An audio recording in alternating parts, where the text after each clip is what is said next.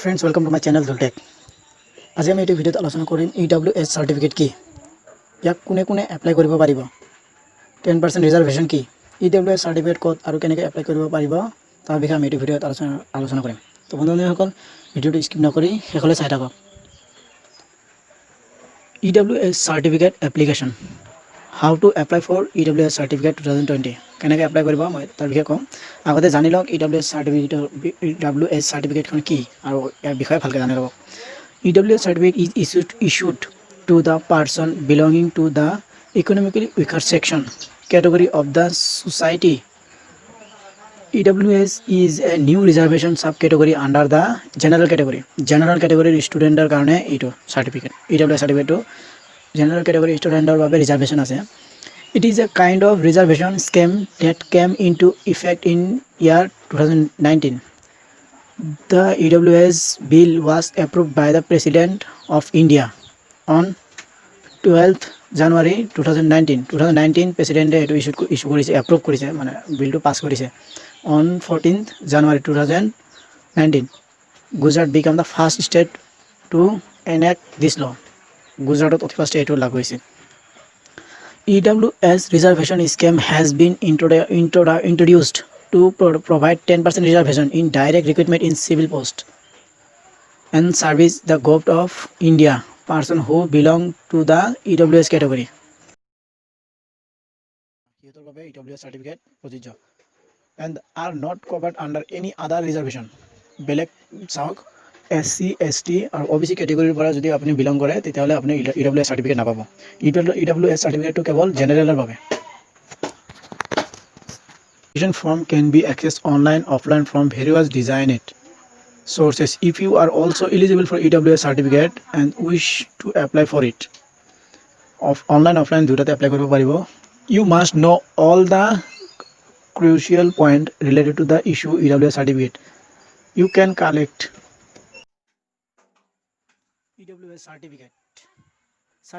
EWS certificate হয় article category application enacted by Government of India. Name of law, Economical Weaker Section Bill, issued to Economical Weaker Section EWS.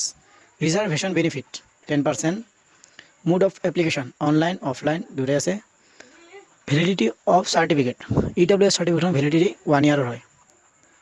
Eligibility criteria, check who are covered under EWS certificate category are eligible to apply for EWS certificate given below. কোনে কোনে EWS সাৰ্টিফিকেটৰ বাবে যোগ্য হয়, eligible মানে যোগ্যতা প্ৰাপ্ত, আৰু কোনটো কেটেগৰীয়ে EWS সাৰ্টিফিকেট পাব। Person who are not covered under the reservation scheme for SC ST and OBC category and the gross of income of their family is less than 8 lakh per annum. Person who are not covered, সেইজন মানুহে apply কৰিব পাৰিব যিয়ে SC ST আৰু OBC কেটেগৰীত নপৰে। ইহঁতৰ SC ST OBCৰ আগতে reservation পায় ইহঁতে, চ' ইহঁতে নাপায়। আৰু যাৰ ফেমিলি ইনকাম 8 লাখৰ তলত হ'ব, 8 লাখৰ ওপৰত হ'ব নোৱাৰিব, লেছ দেন 8 লাখ পাৰ এনিমাম, বছৰি আয় 8 লাখৰ তলত হ'ব লাগিব, তেতিয়াহে তেওঁ EWS চাৰ্টিফিকেটটো এপ্লাই কৰিব পাৰিব। Person whose family have possess of following assessed.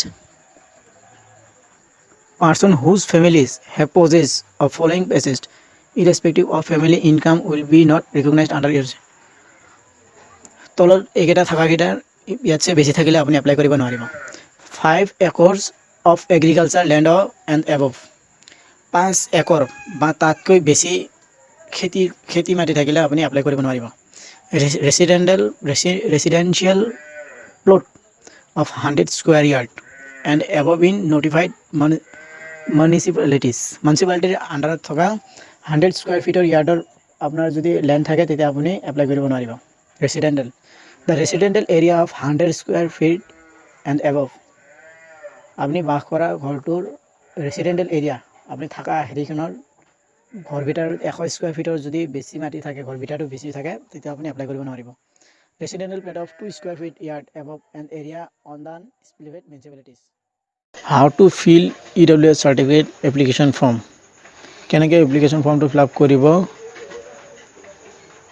Payment of normal application Phi The amount of application fee depend on the authority issued the EWS certificate and also on the state government. It simply means application fee will be not too uniform in the all states.